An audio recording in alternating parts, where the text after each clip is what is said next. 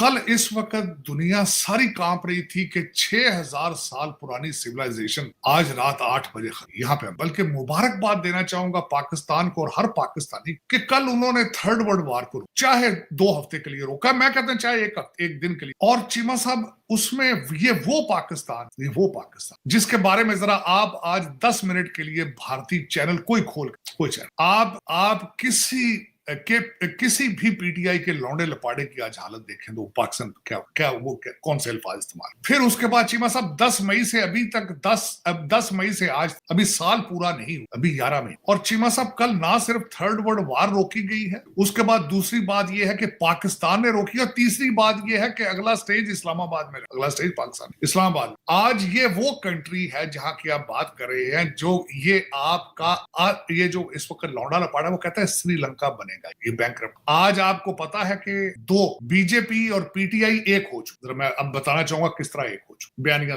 भारत के foreign office ने statement दी है कि जंग बंद होगी, कहीं उसके अंदर पाकिस्तान का नाम। आज पीटीआई का बयानिया है, उसके अंदर भी पाकिस्तान का नाम है लेकिन हुकूमत का नाम। तो अब दर हकीकत यार देखा जाए तो अगर आप देखें तो आज कल रात मैंने खुद आई विटनेस किया है, दुनिया के हर बड़े न्यूज चैनल के ऊपर पाकिस्तान का नाम, दुनिया के हर कैपिटल में पाकिस्तान का जिक्र हो।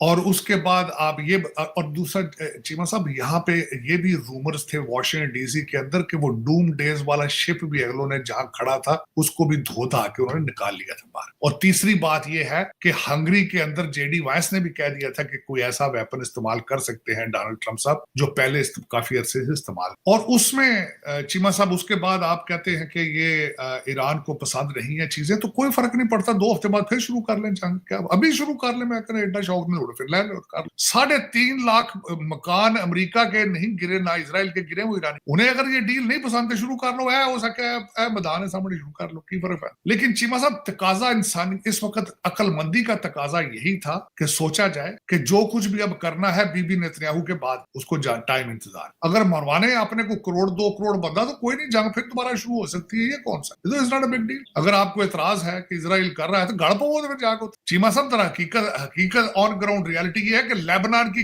गवर्नमेंट ने ईरान का एम्बेसडर निकाल दिया, उन्होंने कहा निकलो इतो तंग कर। और यहां तक खबरें थी वॉशिंगटन डीसी में कि लेबनान की गवर्नमेंट इजराइल की फौजों को इनवाइट कर रही है, क्या हुआ कंडो तंग कर रहे हैं।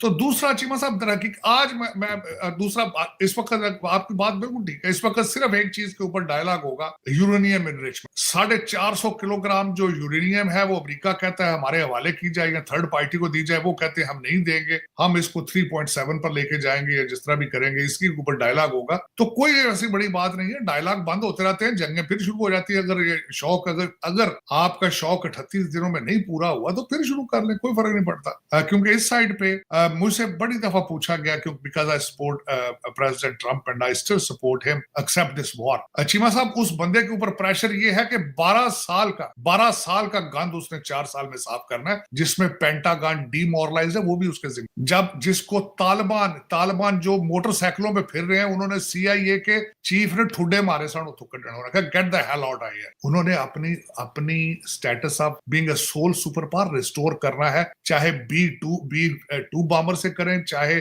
F-35 से करें, जिस तरह भी करें उन्होंने करना है। और दूसरी एक बात मैं जिस तरह वो उसमें डायरेक्टली करें, जब लोग आप जिन्नात के जरिए गवर्नमेंट चलाते रहेंगे, आपके मुल्कों में एक भी यूनिवर्सिटी ऐसी नहीं होगी जहां रिसर्च हो रही हो, आपके बच्चे भाग के पैसे के पीछे मिडिल ईस्ट जाएंगे या दूसरे मुल्कों में, तो फिर ਤੁਹਾਡਾ है नहीं रही है, किस्मत च नहीं रही, फिर आप ग्रेटर इजराइल जो है बनवा के छोड़। अब वो जिस तरह मैंने शायद कल भी अर्ज किया था चीमा साहब कि इस वक्त सिनेरियो ये है कि अगर प्रेसिडेंट ट्रंप अपने ग्रेटर अमेरिका के पीछे जाते हैं, अपने आप को कर्टेन करते हैं ग्रीनलैंड से गयाना तक, और वैक्यूम यूरोप का भी खाली होता है, वो रशिया फिल करेगा, और दूसरा वैक्यूम इजराइल फिल करेगा, क्योंकि ਤੁਹਾਡੇ को कोई शायद आपके पास ना था। आपने पहले इंग्लिश से बाइकाट किया, इस वक्त आप साइंस से। मैंने अर्ज किया था कि बदनसीबी के एक बंदा जिसके बाल इतने खूबसूरत है, खुद इतना हैंडसम है, ऑक्सफोर्ड से ग्रेजुएट हुआ है, प्ले बॉय, बच्चे बगैर शादी से भी पैदा, आज वो कहता है मैं मुर्शिद, मेरी डायरेक्ट बातचीत हो, मैं डायरेक्ट जिन्नात से भी बातें हो रही हैं और मेरे मुरीदैन भी बहुत हैं और मैं आऊंगा। और कहते मैं हैरान हो गया वाले दिन, उसका एक मुरीद है, वो कहता है ये मुल्क छोटा है, हमारा लीडर बड़ा है। वो कहता है ये मुल्क तो बहुत छोटा है हमारे लीडर के लिए। देखिए सोचे क्या पीती का शुआ इंग्लिश च ट्वीट कीते वो इंग्लिश ट्वीट करे, मुरीद पढ़ नहीं सकते। कंट्री में एक इंग्लिश चैनल नहीं, ते मुकाबले किधर नाल नहीं, इजराइल मुकाबले अमेरिका नाल, सीधे मुकाबले। डॉक्टर साहब हमारे पास चैनल आ गए इंग्लिश के, हमने 2-3 चैनल खोले इंग्लिश के, इजी ना ले हमें जो है ना, लेकिन वेखदा कौन है चीज। और फिर की करिए। मैं चीमा साहब वकील हूं, मैं आपकी जजियां की देखता हूं, ढंग की ईमेल नहीं कर सकते जो अंग्रेजी फैसले लिख दे चीमा साहब। लेकिन अर्ज ये करने वाली बात है कि जब आप तालीम से भागेंगे फिर लोग 100 जूता मार के तो फिर जीरो से, और वही इस वक्त इजराइल कर रहा है। उनका मंसूबा बिल्कुल ग्रेटर इजराइल का है और उनको दुनिया की कोई ताकत नहीं रोक सकती। चीमा साहब जिस कौम के पास ब्लैक गोल्ड आया, खुदा की जात ने जब उनको तेल दिया था तो उन्होंने क्या किया है, उन्होंने उस तेल से 50 बच्चे पैदा, यूनिवर्सिटी। एक इस वक्त यूएई के अंदर हर कैंपस मौजूद है फॉरेन यूनिवर्सिटी का, लोकल लोग। चीमा साहब मुझे कई लोग मिले हैं वहां गल्फ में और कई कहते हैं we are graduated from the Boston, सीधी अंग्रेजी डिग्री है तो लगे।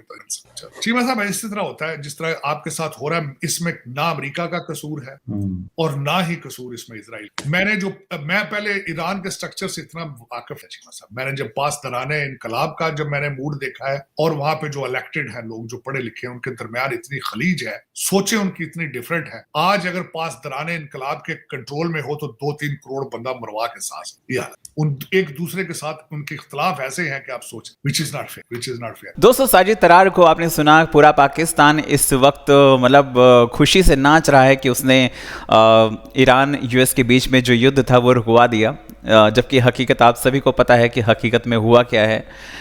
सिर्फ और सिर्फ कहते हैं ना नौकर की भूमिका में पाकिस्तान रहा है, लेकिन पूरा पाकिस्तान ये कह रहा है कि भाई तीसरा विश्व युद्ध होने से पाकिस्तान ने अंत समय में रुकवा दिया। तो साजिद तरार तो वैसे भी आजकल कहते हैं ना भारत विरोधी बन चुके हैं।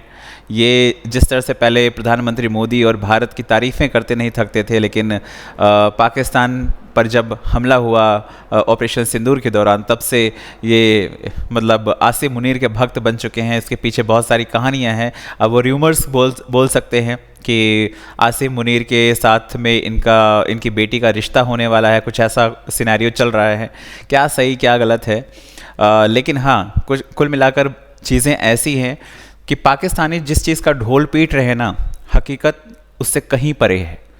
ना इजराइल पाकिस्तान के ऊपर विश्वास करता है, ना ईरान पाकिस्तान के ऊपर विश्वास करता है। ये मीडिएटर की भूमिका में जो खड़े होकर ये सारा कुछ कर रहे हैं, मीडिएटर नहीं है, नौकर हैं। जिस तरह से आपने देखा कि जो ट्वीट शहबाज शरीफ ने किया, पहले उसको डिलीट किया, जो एक मैसेज था ड्राफ्ट मैसेज, उसको वो हटाना भूल गए। तो कहीं ना कहीं थोड़ी मोड़ी जो गलतियां हैं उसकी वजह से इनका भंडा फूट गया। खैर देखते हैं। और फ़िलहाल जो लग रहा है वो यही है कि कहीं ना कहीं एक तरह से युद्ध होने के चांसेस बन रहे हैं।